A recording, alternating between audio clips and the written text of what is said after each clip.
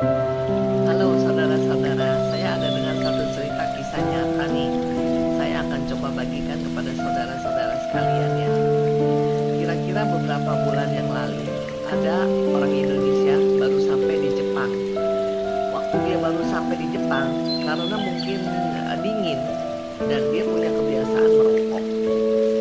Dia langsung merokok, dia terus merokok dan merokok.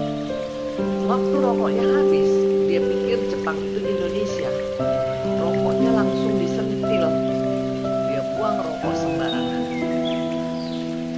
Saudara tahu nggak? Ada orang Jepang yang melihat. Waktu nih orang Jepang melihat, dia nggak marah sama orang Indonesia. Tapi dia ambil nih puntung rokok. Dia lihat masih nyala. Dimatiin di aspal. Dan dia keluarkan tisu dari sakunya. Aspalnya dilap, rokoknya ditaruh di dalam tisu dan dibuang ke tempat sampah. Dan saudara tahu, orang Jepang kalau nolongin orang lain itu suatu kehormatan buat dia. Jadi habis dia buangin ini puntung rokok ke tempat sampah, dia datang ini orang Indonesia nggak marah, dia nunduk.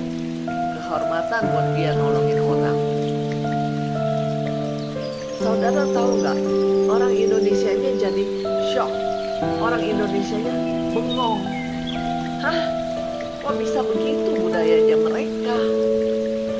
Langsung nih orang Indonesia besoknya jadi bersih hati. Tidak pernah lagi buang sampah sembarangan. Karena lihat sebuah kultur yang luar biasa. Saudara yang senang sepak bola pasti tahulah waktu kesebelasan Jepang ikut Piala Dunia, supporternya bersihin stadion dari sampah. Bukan pencitraan, bukan, karena mereka kulturnya, budayanya seperti itu, bersih. Dan ternyata waktu saya cek dan cross check, ternyata anak-anak SD di Jepang kelas 1 sampai kelas 3 tidak belajar mata pelajaran. Tapi yang diajarkan adalah budaya dan attitude di Jepang.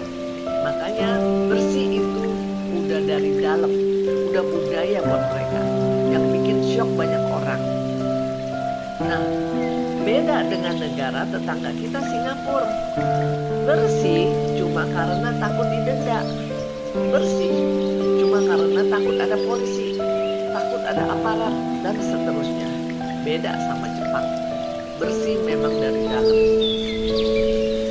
Hari ini kita harus mulai bertanya, saya Kristen yang mana? Yang membangun budaya atau Kristen yang takut didenda? Kebaktian loh, biar gak didenda. Baca firman Tuhan, Alkitab, biar Tuhan gak marah. Kita masih model kayak gitu atau budaya? Ya, ke gereja gak perlu disuruh-suruh. Ke gereja gak perlu dipaksa. Baca Alkitab gak perlu dipaksa. Tapi memang sudah jadi kultur. Apalagi waktu melakukan firman Tuhan. Ini yang membuat orang syok di luar sana. Melihat saudara dan saya tiba-tiba ada suaminya selingkuh, istrinya bilang begini, saya memutuskan untuk mengampuni dia. Itu kulturnya orang Kristen. Kalau suami selingkuh mau dibales, itu kulturnya infotainment. Nah, kita yang mana? Kita nih jadi orang Kristen cuma karena takut didenda, atau kita lagi bangun kultur? Nah, semuanya bisa kita buat kalau kita percaya Yesus ada di dalam kita. Amin saudara. Tuhan Yesus memberkati.